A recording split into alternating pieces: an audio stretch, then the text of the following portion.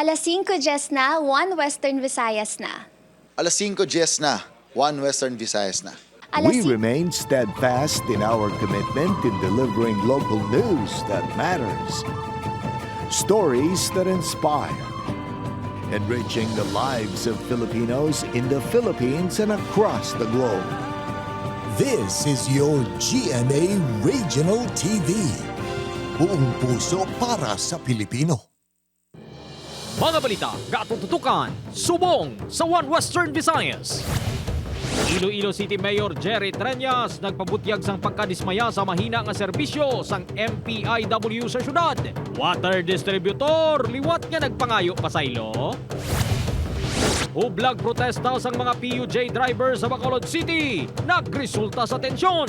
Isa ka jeep, gingguba.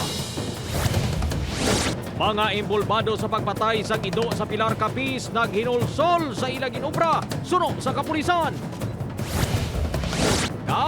Duha ka Ilongga students nakapasar sa scholarship sa mga universidad sa Estados Unidos. Mga estudyante ginpakigbahin ang ilainagyan antes makuha ang scholarship.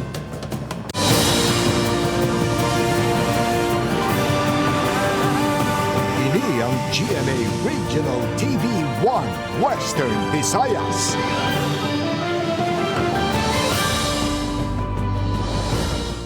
Mayong hapon mga kapuso, live sa GMA Iloilo Station. Ako si Gertrude Charlatan. Kag mga kapuso ko naman sa Eden Bretos live diri sa Barangay 17 sa Bacolod City.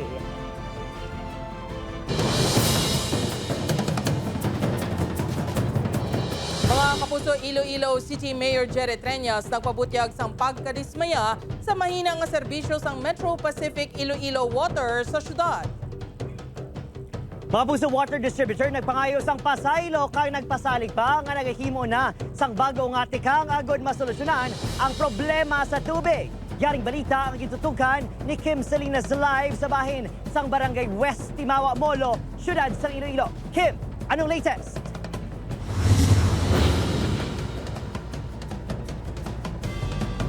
Jert Adrian, apisar halos 5 na katuig nga nagaserbisyo ang MPIW sa Iloilo City. Problema sa gihapon tubtob subong ang supply sang tubig bagay nga ginkadismaya ni Iloilo City Mayor Jerry Treñas. I can say that I am very and utterly disappointed with the present situation now. Ini ang ginpahayag ni Iloilo City Mayor Jerry Treñas sa serbisyo sa Metro Pacific Iloilo Water sa mga konsumidor sa syudad, ilabi na subong nga tig-ilinet. Suno sa alkalde, iya kung tani gina-expectar nga mangin maayo na ang supply sang tubig sa syudad, bangod dako nga kompanya ang MPIW, kag malapit na sila 5 katuig bilang water distributor sa syudad. I was mayor of Iloilo City 2001 to 2010. City Hall did not have water. When are we going to expect more water from Metro Pacific? Sila distributor. So I think it is incumbent upon them to look for ways and means to add more water to be distributed to the whole city. Dugang sang alkalde, daw nang in-waterboy na lang ang gwa sang LGU subong nga El Nino season, bungod hindi man makatag sang bastante nga supply sang tubig ang MPIW.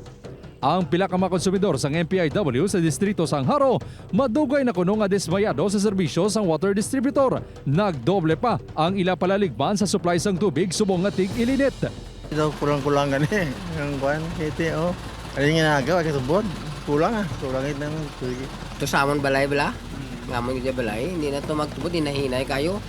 Sa statement naging pagwa sang MPIW, nagpangayo sila sang pasaylo sa alkalde, mga konsumidor kag stakeholders, kag ginako ang responsibilidad sang ilang nga kakulangan.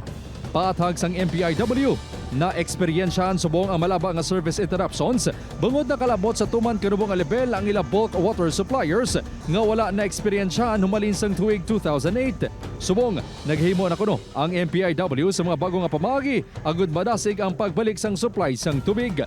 Madumduman nga gin-takeover sang MPIW ang water distribution sa Metro Iloilo Water District pinaagi sa joint venture agreement, 5 na katuig ang nagligad.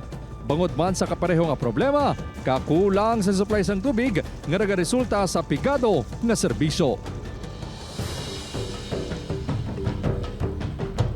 Jared, plano sa pulon sang alkalde ang MPIW, MIWD kag South Balibogo Waterworks agud istoryahan ang problema sa supply sang tubig kun tigilinit diri sa Iloilo City. Jared?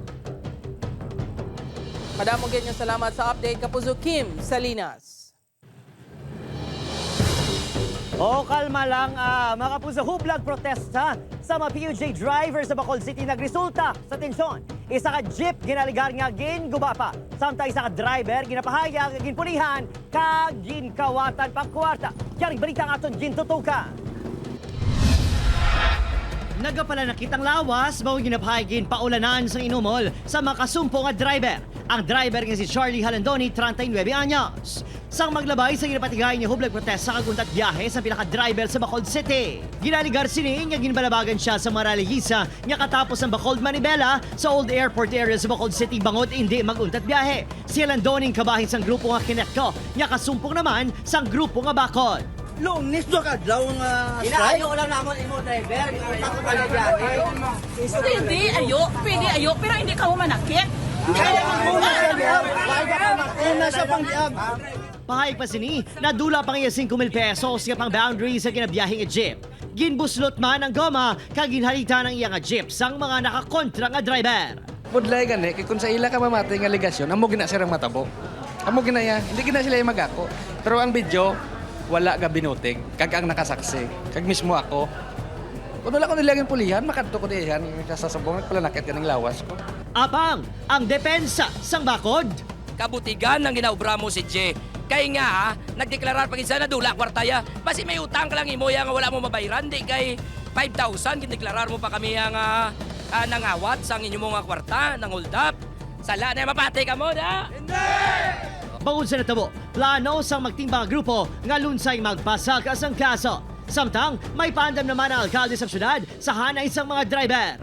If they want to protest, there is a proper way of doing the protest. But maglapaw sila and they do unlawful things. We will make proper arrest. Sa karon, nagapaday ng untat biyay sang Bacod Manibela, samtang Kinetco ang nagatutok naman sa congressional inquiry may angaw sa kontrobersyal nga Transport Modernization Program. Oportunidad Casillo, Adrian Prietos, 1 Western Visayas. Veterinaryo ginpatpat ang mga dapat himuon sa ido nga hindi na maayo ang aktwasyon kag ginakabing nga delikado sa komunidad. SK Chairman nga isa sa mga nakuhaan sang video hindi na makitaan sa among nga barangay. Ini ang gintutukan ni Julius Belacaol.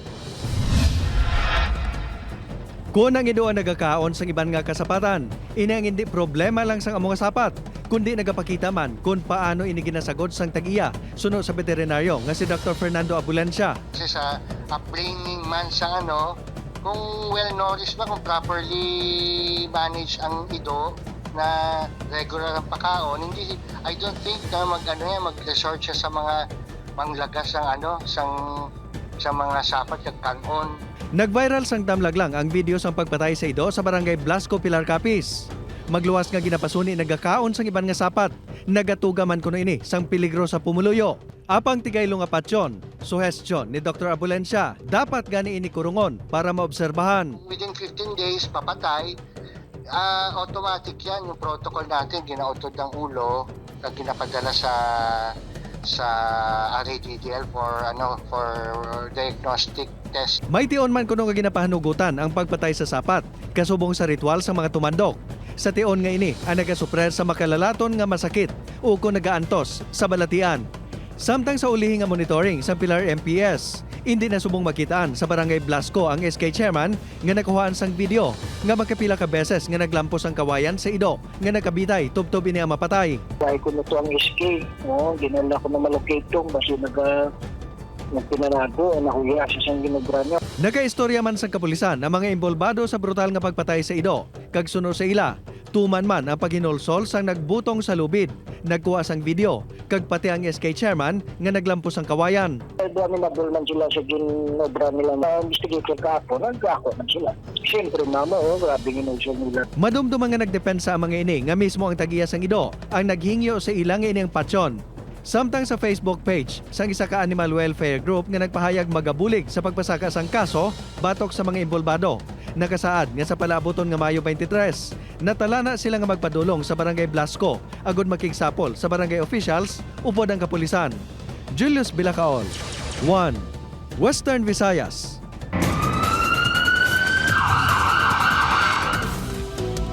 Bago sa makita sa sining video ang lalaki nga nagauyat sang salsalon samtang yara sa ibabaw sang parter. Pauperte sang isa ka ginatukod nga balay. Matiyun-tiyon, may isa pa lalaki nga nagpalapit agod magdaho sang dalasini. Apisar nga mataas ang pader kag may barbed wire pa nahimo sa gyapon sa suspect nga magtakla. Ang pangawat ang naglutad sa Purok Riverside sa Barangay Banago, Bacolod City samtang masanag ang silak sa adlaw. Sunod sa pulisang target sa mga kabataan ang magamit ng materyales sa ginatukod ng balay. Isa ka suspect ang naresto sa nadakpan sa caretaker sa mga lugar. Ang upod sini, ang ginaaligar isa ka minor de edad ang nakapalagyo. Nagdesisyon ang tag-iya sa propiedad niya hindi na magpasaka pa sang kaso tungkol na recover man ang ginpangawat nga kagamitan. Wala lang paano sa construction. Saka mga mita lang, under construction kasi bahay. So, nagakpan sa caretaker, no? So, muli nga nagtawag sa police assistant. Mga kapuso, ready na to conquer Miss Universe Philippines stage si Miss Iloilo City Alexi Brooks. Sa iya Facebook post, ginpakigbahin ni Alexi nga nagaserbe nga inspirasyon sini sa pagpadayon sang suporta kag pagpalangga sang fans. Gani sa ginhiwat nga preliminary competition, ginhatag ni Alexi ang iya 100%. Imbukada pa lang sa prelim, standout na ang Ilongga sa iya unique kag striking aura. Sa swimsuit category, napawaw ang audience sa iya toned and sexy figure kag confident nga pagrampa. Sa evening gown naman segment, sultry and elegant ang atake ni Alexi sa iya matahom nga evening gown nga himo sang international Filipino designer nga si Rian Fernandez. Mapauli ay han sang Ilongga ang ikaduha nga Miss Universe Philippines crown sa syudad sang Iloilo. Hibaloon ta buwas sa gabi sa Coronation Night sang Miss Universe Philippines 2024.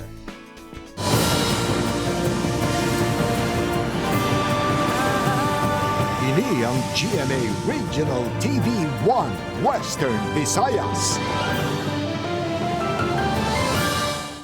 Ginapahayag mismanagement sa Iloilo Rice Processing Complex sa Putotan, Iloilo, ginaimbestigaran na pagdumalas ang pasilidad kag operasyon igatugyan sa Iloilo Provincial Government. Ini ang gintutukan ni Zen Kilantang Sasa. Nagdesisyon ang Department of Agriculture nga itugyan na sa Iloilo Provincial Government ang pagdumala sang Iloilo Rice Processing Complex kasunod sang ginapahayag nga mismanagement sang Putotan Farmers Multipurpose Cooperative. Ang nasambit nga kooperatiba ang ginhatagan sadto sang katungdanan nga magdumala sa IRPC sa Amamaros Putotan nga ginpondohan sang Korea International Cooperation Agency o KOICA. That is part of the plan, no? To really pinpoint kung diin ang nagsala sa management. No? Para we can learn from the mistakes of the past, we can improve on it, and to ensure that will not happen again. Pinaagi sa sining investigasyon, makapatigayon sa maidid nga inventaryo antes i-take over sang probinsya ang pasilidad kag operasyon sang IRPC. Nahibaluan nga tinutuyo sang pasilidad nga pataason ang rice production halin sa rice mill, storage area kag pag-invest sa produksyon agud mas mapamaayo pa ang kalidad sang humay kag pagbakal sang produkto sa mga mangunguma. If that will be turned over or kami ang tagaan sang chance nga ipadalagano niya duwat, dako ina nga development for the rice farmers aton sa Iloilo, hindi lang sa Pututan, but the whole province of Iloilo. Temporaryo nga nag-deploy ang provincial government sa mga gwardya sa lugar nga magabantay sa pasilidad samtang nagapadayon ang transition period. Gintinguan sa news team nga padulungan ang pasilidad kag makuhaan sang payag ang kooperatiba apang wala pa sila sang sabat sa issue. Upod kay Cirilo Randuque, Zen Kilantang Sasa, 1 Western Visayas. Mga puso, price freeze naman sa balayran sang kuryente ginaduso ni Bacolod City Mayor Albi Benitez sa DOE o Department of Energy. Mga LGU sa Negros Occidental nga nagdeklara state of calamity tugas sang El Nino maging prioridad. Yaring balita nga itong gintutukan.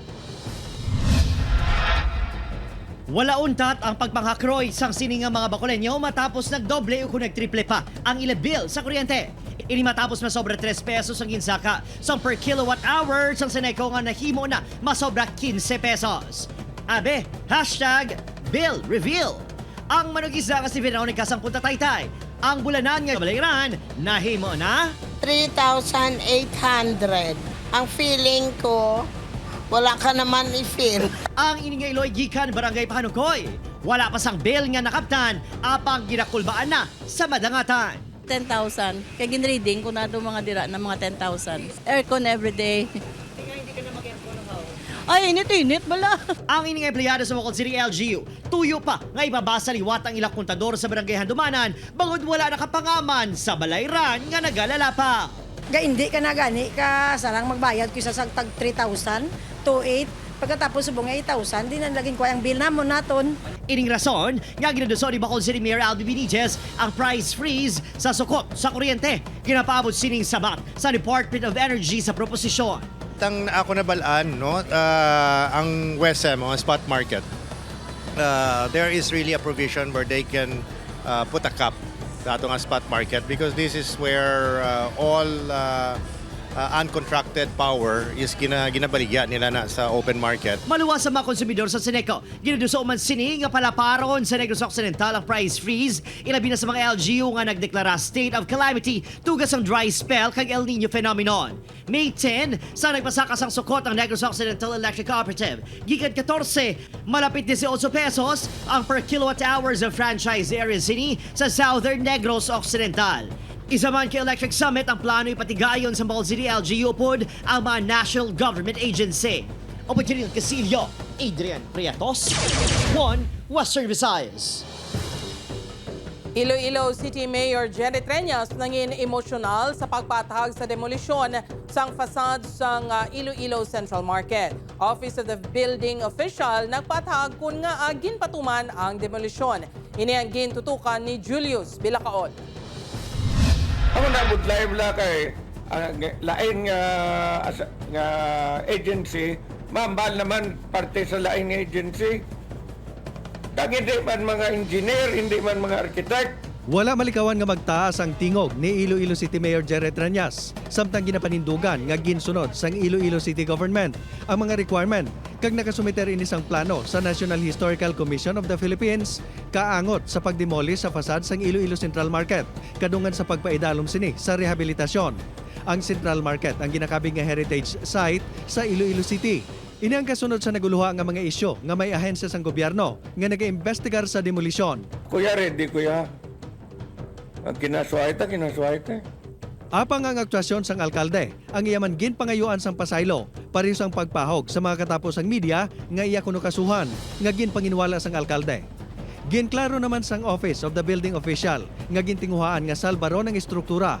Apang bago nakita na nga delikado gid ini, ginpakamaayo nga ipaidalom sa demolisyon. Ang proseso ang ginaprubahan man sang lokal nga Heritage Council sang syudad. During the scraping sa mga concrete structures niya, especially the tower, doon nagkakalapudpud na ang concrete, which is nga amo to siya ang gibasihan nga do beyond repair na siya. So nag-demolish kita sa bilog na nga tower. Sang nagligad nga Sabado, ginbisitahan ni Mayor Treñas upod sa pribado nga kompanya nga nagapatigayon sang redevelopment sini ang Iloilo Central Market.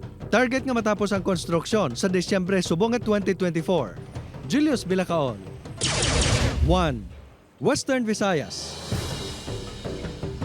Mga sa Bacol City naman anay head sang NBI Counter-Terrorism Unit bago nga tagpamuno sang NBI sa Bacolod. Pagkakasan ay tagpamuno ginapanginwala konektado sa nasapuan nga maging chop-chop nga body parts sa ilat talatapan. Garing balita nga itong gintutukan. 7 ka tuig nagserbe ng Agent-in-Chief ng NBI Bacol City si Attorney Renwa Baldovino. Antes inigin kaka sa posisyon, ginsaylo ni subong nga tagpamuno sa NBI District Office sa Tarlac. Siya ang gintaluzan ni Manuel Faire Jr., ana Executive Officer sa NBI Capiz, kag tagpamuno sa Anti-Terrorism Division sa NBI Central Office. Pagklaro ni Fire, ang pagdalyo sini kay Baldovino ang kabahin sa ilang regular nga reshuffling sa mga tinawo sa ahensya. Sang damlag lang, naging sentro sang kontrobersiya ang NBI Bacolod sang may ginhalain yung mga parte sang lawas sang tawo sa ilang mismo talatapan. Kagin aligar sa sulat nga protektor sa drug lord ang isa ka NBI agent. The leadership decided to reshuffle us. Fortunately, I was assigned here. So kami naman kasi as part of the law enforcement group, we always comply. We never complain. Sa pagpungko ni Fire, prioridad sini nga makapatukod sang bago nga NBA office sa syudad bangod daan na ang ila talatapan. Bulok na talaga. Oo. Alam mo naman yung NBI is under budget ng Congress. Maluwas kay Attorney Baldovino, ginsaylo man ang babae nga agent nga ginreklamo sang damlag lang sang pagpanaya sang pusil sa isa ka bar sa Bacolod City. Samtang NBA agent nga ginabahaya nga drug protector ang nagapabilin sa opisina, samtang nagapadayon ang investigasyon sa iya. Opportunity Casillo, Adrian Prietos, 1 Western Visayas. Hindi lang matamis nga pahos ang gimaras ang gindagsa sa mga bisita, kundi ang tuigan nga manggahan cultural competition. Ang mga grupo nga tiglawas sang 5 ka banwas sang probinsya nagpakita sang ila madinuagon kag mapagsik nga performance. Ginbida ang kultura kag tradisyon sang probinsya pinaagi sa artistic dances kag costumes.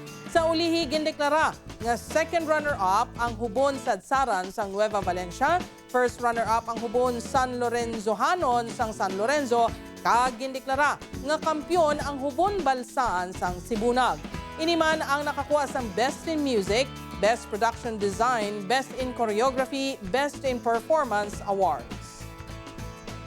And promote cultural appreciation and understanding through dances, music, and arts, highlighting the municipality's unique cultural tradition. Ini event, hindi matigayon of course, kundi sa ugot na suporta sa aton kakalain-lain kakabanuhan.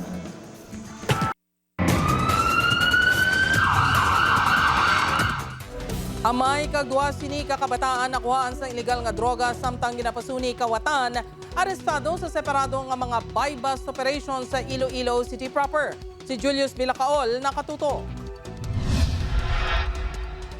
Arestado ang 64 anyos nga amay nga si alias Manok, subong man ang duha sini ka mga anak nga sanday alias Boyboy, 44 anyos, kag alias Dilo, 42 anyos. Matapos ginpaidalom sa buy-bust operation sa Police Station 1 upod sa iban pa nga unit sa kapulisan sa Barangay Muele, Loni City proper.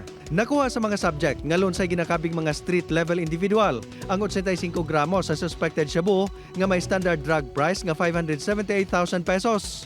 Base sa records ng kapulisan, si alias Manok ang nagapanguna sa ila pagduso sang illegal nga droga kag nagatimbang sa iya ang duha ka kabataan. Gimik sa mga suspect ang pagbiyahe sang e-bike kag pagserbe nga barker sa ila transaksyon. Nagapangatubang ang mga ini sang kaso nga paglapas sa Comprehensive Dangerous Drugs Act of 2002. Ang ila ni nga diskarte is ang ma-e-bike tapos pag di-drop ini sa ila dito sa transaksyon nila, i-Gcash nila ang kwarta, kuha nila ang items through sang ilang e-bike. Arestado man matapos makuhaan sang 21 gramos sa suspected shabu nga may standard drug price nga kapin 142,000 pesos ang anay tukang surrendery nga si alias Bad Boy sa operasyon sang kapulisan sa Barangay Gloria, Iloilo City proper. Ang suspect ang tumandok gid sang Rizal Palapala 1 kag madugay naman nga ginapanilagan sang kapulisan bangod sa illegal nga bulahaton.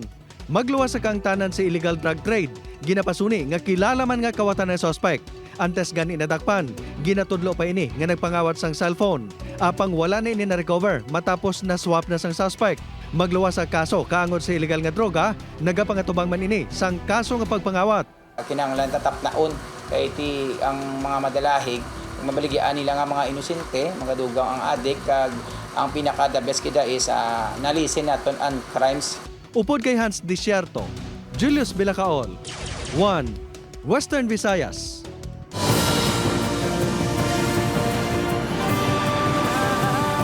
Ini ang GMA Regional TV 1 Western Visayas. Mga kapuso, duha ka Ilongga students nakakuha sa scholarship sa mga universidad sa Estados Unidos. Mga estudyante ginpakigbahin ng ila inagyan. Ini ang gintutukan ni Zen Kilantang Sasa. Sa 400 ka estudyante, halin sa nagkalain-laing nga lugar sa Pungsod, 15 lang ang nakakumpleto sa college prep program sa education sa US Embassy. Sa 15, 5 lang ang nakapasara kag natalanang ang makabaton sang full ride scholarship sa mga universidad sa Estados Unidos. Duha diri ang halin sa Iloilo City. Sa idalom sa nasambit nga programa, ginamentor ang mga grade 11 student para sa ila US school application process. Si Ellen Faye Yabot sang Philippine Science High School nga isa sa mga nahatagan sang scholarship, aminado nga hindi nangin mahapos ang proseso. 15 ka mga university ang ginaplayan sini, 7 diri ang iya napasaran. Ang University of Pennsylvania ang napili sini. Diri niya labuton ang handom nga mangin isa ka scientist. Pre-med check because I also want to be a practitioner, a doctor, but at the same time po, I would also want to be a scientist who would contribute to the growing body of scientific knowledge. And hopefully in the future, I could go back as a balik scientist and impart my learnings to the Filipino peoples. Ginkilala man si Ellen Sadto bilang isa sa outstanding students of Iloilo. Inspirasyon ni Ellen sa iya pagtuon ang iya ginikanan nga pareho nga manunudlo. Pagpalangga, then hands-on ka. Ngara ka, kung may kinanglan sila. Si Beatrice Maureen San Agustin sang Washington College of Iloilo nabaton sa 5 ka universities apang ginpili sini ang scholarship grant halin sa the University of Southern Mississippi. Plano sini nga ipursige ang kurso nga accountancy. My parents po, they really pushed me to apply sa US schools because at first, I was not really confident that out of all the millions of applicants, I would get chosen. Lapit sa tagipusoon sini ang mathematics. Ganit no doubt nga nakakuha ini sang multiple gold medals sa International Mathematics Competition sa luwas sang Pungsod. Ganit super proud naman ang iloy ni Beatrice sa dedikasyon sini. To enhance pagid ila nga mga skills. So, ang support namon as a parents and at the same time, support from the school is ara gid. Si Ellen kag Beatrice ang bugal sang Iloilo City. Luyag sang duha nga mga inspirasyon man sang kabataan nga nagapadayon sa paghandom agud makatapos sa pag-eskwela kag mangin madinalag-on sa ilang mga karera. Upod kay Cirilo Randuque, Zen Kilantang Sasa, One Western Visayas.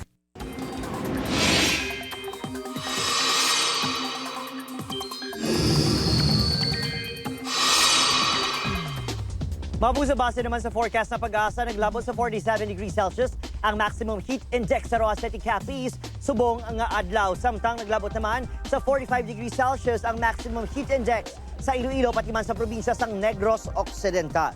Wala sa malayong tiyempo sa sulod sang PARU and Philippine Area of Responsibility at ang may chance sa gihapon sang ulan. Na-monitor gihapon ang ginatawag na cloud cluster upon ang grupo sa mapanganod sa guwa sang PAR. Sunod sa pag-asa, wala gihapon ginadula ang posibilidad o konsyansa nga mangin LPA iniapang posible pa nga magbago sa mga masunod nga inadlaw. Wala pa ini sa epekto sa anuman nga bahin sang pungsod apang bangod sa easterlies, magapadayon ang mainit ka tiyempo sa halos kabugusan sang pungsod. Mataas man ang chance sang ulan sa pila ka lugar. Sa datos naman sa Metro Weather, pwede nga may eksperyensya sang ulan sa pinakabahin sa Aklan, Capiz, Antique, kag Negros provinces. Posible gihapon ang localized thunderstorms sa iban pakabahin sang pungsod, ilabi na sa may Luzon.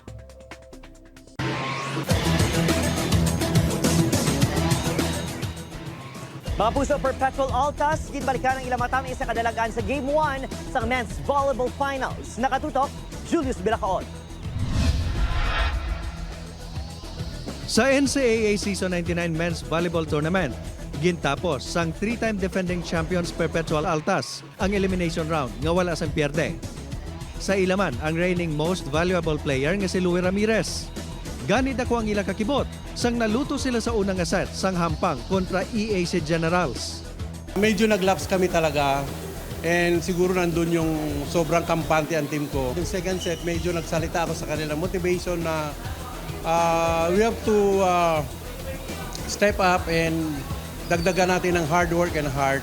Napaka-intense and hindi namin na inakakala na ganun yung labanan kasi pinag-aralan naman namin yung AIAC and yun, ginawa nila yung trabaho nila. Masyado kaming number one sa daming tao tsaka siguro sa aura din na sa loob ng court pero yun, after nun naka-recover kami. Nagpadayo na ang hampang sa Perpetual, tubtob na kuha ang Game 1. Lauma naman suno sa Altas nga magabawi pa ang General sa Domingo. lahat naman gustong bumawi. And kami, gagawin din namin yung part namin na i-defend yung title. Halos 4-6 namin is gagraduate, so napaka-importante sa amin na makuha namin to bago man lang kami umexit. Nang-improve sila, ang laki ng in-improve nila. They're using the fast play. So ngayon, pinag-aralan din namin sila kung paano namin ma-stop sila. Bantayan ang Game 2 sa NCAA Season 99 Indoor Volleyball Finals sa Domingo, alas 12 sa Odto, live sa GTV. Julius Bilacaon, 1. Western Visayas.